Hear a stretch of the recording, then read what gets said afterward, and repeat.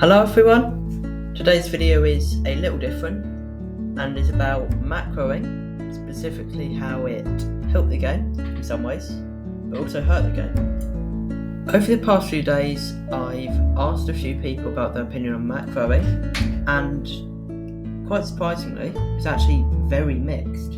Some people said they hated it and would never use it ever, and other people said it actually helped the game, like quite a lot. Starting with the positives, we've got it's much easier to progress if you use macros, and while I've macroed a lot, maybe 10 or 20 hours, I can definitely see in that time it helps me progress it a lot. I've probably done 30 quests, made me 500 billion, it's quite good. But there's a flip side to it, where if everyone macros, on it will need to make the requirements for new equipment harder, so that macro players are actually interested in the game and actually want to get the new stuff.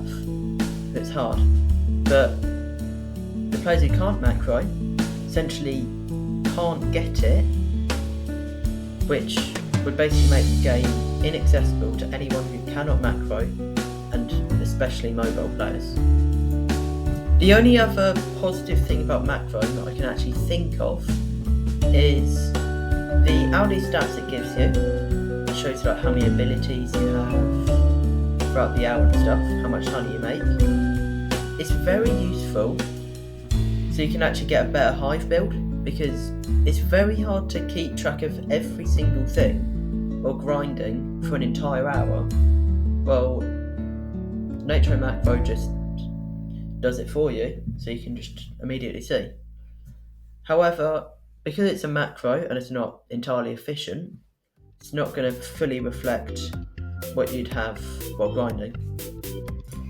Moving on to the negatives, we've got it kind of ruins the spirit of the game, because imagine if you're a new player and just went into a public server for the first time, and to be honest, probably a half of every single B1 player in a public server will macro, which isn't very nice if you're a new player and just want people to play with.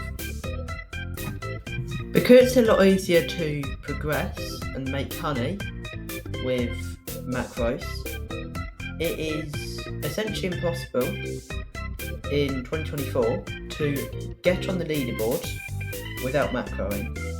I mean, apparently there was a mobile player, Last Business, who was on the leaderboard, but I don't think they're on there anymore. So currently, every single leaderboard player has and does macro. So now I'm going to talk about if we tried to get rid of macros to make it a more fair game for everyone, what would we actually change to make that actually make sense? So first off, probably the most obvious change would be to rework nectars. I think the best way to do it would be to make it not drain any nectar if you leave the game. But obviously with that, the nectar pot is not that useful, but it would definitely help, and you still have to be active in the game to get nectars.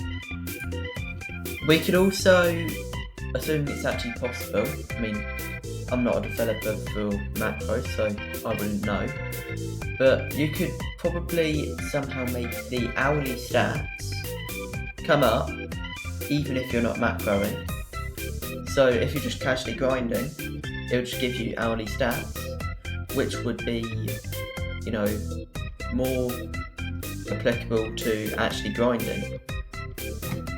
Finally, and probably the easiest change, is to lower the ingredients needed for materials.